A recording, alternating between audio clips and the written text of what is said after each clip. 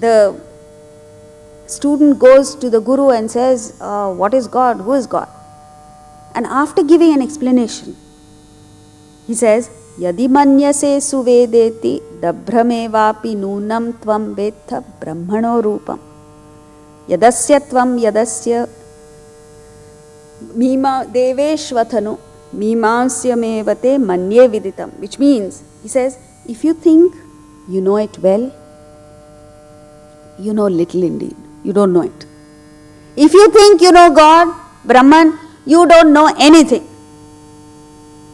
The form of Brahman you have known is also the form of the Devas. Which means, see, why is he cautioning us? Because once you follow the spiritual path, you get into a state of exhilaration, of joy that you have never experienced before in worldly life. And you mistake it for the state of realization. So he cautions you and says, if you think you know it, if you think you've arrived, you don't know anything. Because it's not an external experience. It's not something that you experience with your body. You can't perceive it. You can't feel it with your thoughts. You can't think it with your intellect, conceive it with your intellect. But with a combination of deep reverence, surrender of the mind, fine feelings, and intellectual penetration, you get to a state which is short of realization, but you feel that exhilaration. And so therefore, many people tend to think that that is realization and stop putting in effort. So he cautions us, if you think you know it, you don't know it. The form of Brahman you have known is also the form of the Devas. When he uses Deva in plural, it means it's still worldly, it still belongs to the world. Therefore, I think that which is to be known is still to be ascertained. Very gently, very lovingly, he guides us through that. Now, that is a theoretical concept because we are nowhere near even this state. But what he is trying to tell us is this Uttama Purusa. The Vedas call it Uttama Purusa because it is beyond intellectual conception. And what is that Uttama Purusa? The question, the seeking, the striving towards it itself is so fulfilling that you wouldn't want to come back to your erstwhile existence anymore. 19. Yo mamevam sammudhaha janati purushottamam sa sarvavid bhajati mam sarvabhavena bharata. One who, free from illusion, knows me as Purushottama, Supreme Being. Knowing all, Sarvavid, Bhajati Mam, worships me, Sarvabhavena, wholeheartedly, O Bharata. Evam, knows me thus. Evam means he is summarizing after an exhaustive analysis and presentation of the macrocosm, the universe, the microcosm, the individual, the aksara, the substratum that is supporting both the universe and the individual, and the Uttama Purusa that lies beyond it all. And now he says, he who knows me as Purushottama. Why does he use the word me? Me doesn't mean Krishna. Me means Atman, Brahman. Why does he use the word me? See, all spiritual masters have said, come to me, follow me. Those who know me get liberated. Why have they used the word me? Because it is in this one pronoun that all the confusion has taken place. Because the followers mistake it as the personality of the teacher, the personality of the prophet. But he uses the word me for two reasons. One, as far as he is concerned, there is no body, mind and intellect. There is no personality. There is only Atman. So when he says me, he means Atman. But when you and I say me, it can mean so many things. At 8 o'clock, if you say, are you coming with me? What are you referring to? Body, right? When someone is in distress, let's say a student has failed in an exam and is distraught, is far away from you, you call the person and say, don't worry, I'm with you. When you say I'm with you, what do you mean? Emotions, mind. When a professor is teaching in college and he finds the student, they sit like this. Are you with me? He says. And suddenly they jump up. What does he mean? Intellect, because physically they are there, they have to be there. Because attendance is compulsory. So the body is there, but the mind and intellect are gone. So when he says, are you with me? He means, are you following me? Is your intellect with me? But when a man of realization, when a person, an avatar Purusa like Krishna says me, there is no body, mind and intellect. There is only Atman. That's one reason. The second reason he's saying it is, all of us must understand that Atman, Brahman is not out there, far away. How do you locate that Brahman? Brahman is all pervading, yes. But how do you locate Brahman? Look within. So you have to say, it is me. You have to repeat that.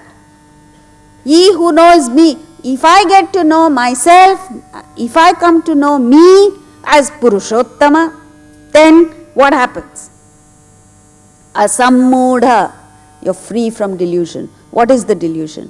When your conscious principle, when pure consciousness identifies with the body, with the senses, you become a perceiver. And then you see only physical things. When the same consciousness identifies with the mind, you become a feeler of emotions, then your world is just feelings, emotions. When that consciousness identifies with the intellect, you become an intellectual person, and then you see only ideas and ideologies. This is the delusion, and then you are affected, you are involved in, you are entangled in the objects, emotions and thoughts of the world. You are dependent on the world.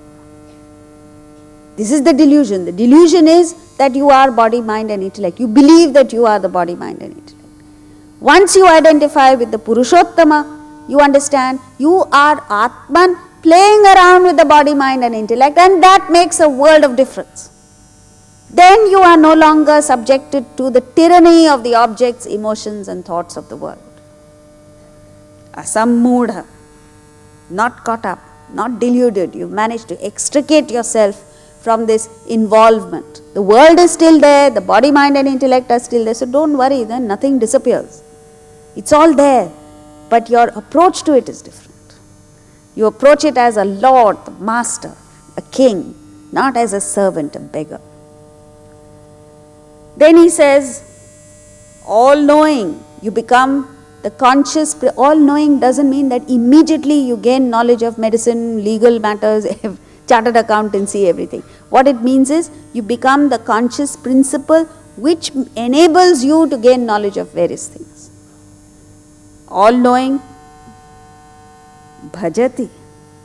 Oh, what a tremendous word he uses. See, why he's saying this is because in the world, until such time as you get a worshipful attitude, everything is so mundane and routine and boring.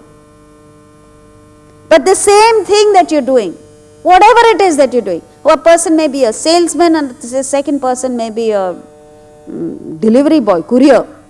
Third person may be a teacher or a professor or a musician or an artist, whatever it is that we're doing. Unless we get this worshipful attitude, life becomes one long drudgery, and you're seeing it in your lives. Every day you wake up feeling oh God, I have to go to work. And tomorrow morning you'll say, oh God, Sunday's come again. And everything becomes boring. If you go out of town on a vacation, is drudgery. It's a pain. You talk to a youngster, the word pain comes up every now and then. To study is a pain, of course. Vacation is also a pain. Going out with friends is also a pain. Everything is a pain. You count the number of times the youngster uses the word pain, and then you know how painful that person is. So, unless you have this worshipful attitude is wherever you go, whatever you do, you're acutely aware of this divine force that's functioning in the world. Whether it is that you're seeing, so the number of minute operations that go into just registering a sight is mind-boggling. When you listen to sound, you listen to sound and dismiss it as, oh, very nice sound or terrible sound. But the number of things that have to come in place just for you to register the sound is fantastic. Every single thing that you are experiencing is beautiful. You see a divine hand beyond it. Then automatically you become worshipful. It's only when you don't see this. You only see, my mother-in-law, and the food is bad, and there's so much traffic. Something or the other you find to complain about. How can you have joy in life? How can you have pleasure in life? So, bhajati, remember one thing, whatever you do, wherever you go, try and maintain this worshipful attitude, and then life becomes exciting. Then what do? You worship sarva bhavena, wholeheartedly. Whatever you do, you must do wholeheartedly, otherwise don't do it. This is one outstanding quality that the Westerners seem to have inculcated in their system, which our scriptures speak of, but we are very far from it. With just the opposite. Everything is done half-heartedly. If you cook a meal, it is half-hearted. If you write a letter to someone, it's half-hearted. If you, what else do you do? Whatever it is that you do, it's half-hearted. And therefore, whatever you do is full of mistakes. Oh, I forgot this. And I didn't do this. I didn't think of it. Why does this happen? Why is it that when a Westerner does something, every little detail is looked into? Every little thing is done to perfection. Simple thing like President Bush comes here, he finds out what are your idiosyncrasies, what are your customs. He says namaskar and bowls you over completely. Everyone clapped the moment he said namaskar. It's so easy today. But if they manufacture a computer, it's done to perfection. If they write software, it's done to perfection. If they print a book, you won't find one mistake in it. But here everything is flawed. Why? Because two things. We don't do it wholeheartedly. That's all that's required. We have enough knowledge, we have enough skills, we have everything going for us, except this attitude. When are we going to change our attitude? When are we going to learn to do things wholeheartedly? See, we are not saying you should do everything. If you don't feel for it, don't do it. But for heaven's sake, don't do this half-hearted thing. The moment you see this prevalent in the country, that's the only time you're sorrowful. You know why? Because you see tremendous potential, and you see that we're frittering it away, we're just throwing it away because of a wrong attitude. Bhajati, worshipful attitude, sarva bhavena. And the last one is a killer, Bharata. Live up to he reminds Arjuna and all of us that you belong to this noble race. You belong to this wonderful culture where you're supposed to, the word itself, Bha means light, Rataha, rejoicing. It is in our genes. Spirituality is in our genes. We are born only to revel in the light of consciousness, in the light of Atman. And if you don't live up to this, Mahati vinashti, says the Upanishad. Nashti, great loss. Vinashti, greatest loss. Mahati vinashti, supreme most of greatest loss. Two superlatives he uses. because he finds that there is no other way of communicating the tragedy of the situation. Bharata, what is the words that he uses are fantastic. Sarvavid, you become all-knowing. It is the knowledge that gives you power. And the ignorance takes away, it debilitates you completely. So once you become that all-knowing principle, bhajati mam, you worship me, sarva bhavena, wholeheartedly, O Bharata. 20. Iti guhyatamam shastram idamuktam maya nagha etad buddhva buddhiman syat krutakrutyaśa bharata. Thus, O Anagha, Anagha means sinless one, I have presented this most profound science, secret science. Knowing this, one becomes wise, buddhiman. And Kritakritya is one who has fulfilled one's duties. I'll explain this as we go along. O Bharata, again he uses Bharata. In this verse, he very lovingly addresses Arjuna and all of us using two terms. Anagha, sinless one, and Bharata. One is with reference to negativities. See, all of us have vasanas, and so did Arjuna have vasanas. And yet, Krishna chose to disregard all that and focus, zero in on Atman. And then he says, O Anagha, sinless one. In this, we learn something very precious, very valuable. That is, when you look at others, you have a choice of looking at their bad qualities or looking at their positive qualities. Because every one of us, the worst among us has something, some extraordinary quality. The best among us has some stupid thing. Where is your focus is the question. If you have a negative approach to life, wherever you go, whatever you do, you'll only pick on the negatives. But if you have a positive approach to life, you'll address the best in people, and then you'll help them to, once you see the best in them, you then motivate them to come up with their best. Anagha. And Bharata, another highly motivating term. Live up to your reputation, live up to your capability, live up to your potential, is what he's saying here. He concludes by saying, I have presented this guhyatamam superlative, most secret, most profound knowledge. Why secret? Secret doesn't mean, this has been completely misunderstood by our forefathers. And what they've done is they've restricted it. Once they knew it, they did not communicate it to others. Because they said, guhyatamam, secret. Even now till this day, when the Upanayanam ceremony is done, have you seen a thread ceremony being conducted? The priest whispers the mantra into the child's ear because he believes there is guhyatamam, secret.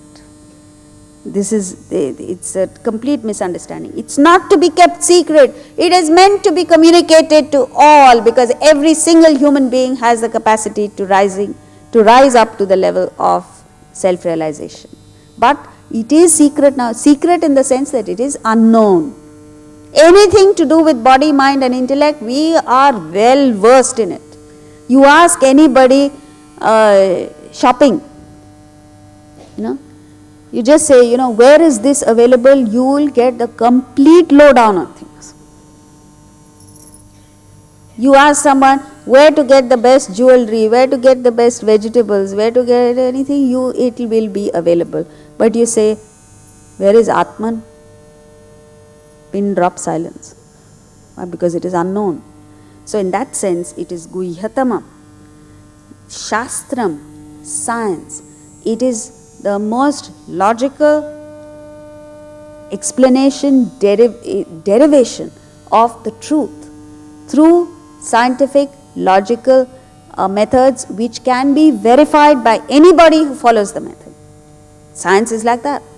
Whatever you learn, whether it's the law of gravity or chemistry or whatever it can be verified in the lab. Similarly, the whole universe, the whole world is our laboratory, and these Vedantic truths can be verified by experimentation. Therefore, it is Shastram. That's why when Plato, the great Greek philosopher, he had put a board outside his door which said, if you don't know mathematics, don't enter. Which means, if you are not logical minded, if you are confused in your thinking, philosophy is out for you. Then you need to go to various, spiritual development is not out, but philosophy is out because it is a shastram. How the Supreme energizes, see, this is what he has said. He started with how Brahman energizes the sun and the moon and fire, and it goes through the earth into the vegetation, and then you eat the vegetation, and this Vaishvanara, the fire within you, digests the food. That's how from the macrocosm you come to the microcosm. Then he gives a fabulous explanation of the substratum behind it all, aksharam, and then he takes you step by step to the Uttama Purusastvanyaha Paramatmetyudarutaha. One who knows that, knows me as Purushottama, he says, is one who excels. So here he says, two things will happen. Number one, Buddhiman, you have the strength and the knowledge to rock the world. Today we are in the age of knowledge capital. A person who has the knowledge is ruling, right? But this knowledge of Atman, Brahman, when you have, the world becomes completely ineffectual. The people today, there are CEOs and MDs of companies talking about pressures. The other day they said, oh, it's all very well for you to speak of philosophy, but in the real world out there, as if to say, I live in an unreal world. All this doesn't work. Why? Why do you allow yourself? See, when you say you're pressurized, it simply means that you are allowing yourself to be pressured by others. And you are the top of the company or the boss there. If you say you are pressurized, what must be happening to the rest? But at any stage, you opt out of the system and say, I refuse to get pressurized. Where is the pressure coming? Pressure is coming to keep up with the Joneses. Pressure is coming to dress as some fashion designer decides that you should dress. The moment you say, no, I will dress the way I want, people leave you alone. The moment you decide that the size of the car doesn't determine your power, that you could have a small car and still be a big person, where is the pressure? There is no pressure. But you allow yourself to be pressurized, then you are in trouble. So here is a Buddhiman. You have the knowledge of Atman with which you can stand up to anything in the world. And then he uses a fabulous term, Kritakritya.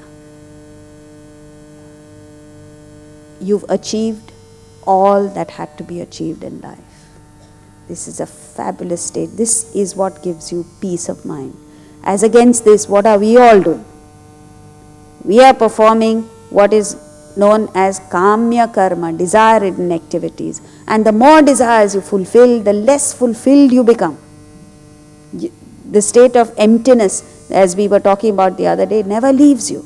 It leaves, you feel full only when you have done what you had to do. And the only thing that you are born to do is realize the self. Kritakritya. This is unmatched by any material, physical, emotional or intellectual achievement. And so with this we come to the end of the time allotted to us and the end of the chapters. Beautifully come together. Om Tat Sat Iti Srimad Bhagavad Gita Upanishatsu Brahma Vidyayam Yoga Shastre Shri Krishna Arjuna Samvade Purushottama Yogo Nama Panchadashodhyayaha. Now, as is the tradition, to signify that our study of the 15th chapter has not ended but has only begun. We've only got a bird's eye view of this chapter. All of us together will chant the first verse once. Shri Bhagavan Uvacha Urdhva Moolam Shakham Asvatham Prahuravyayam छन्दांसि यस्य पर्णानि यस्तं वेद स वेदवित्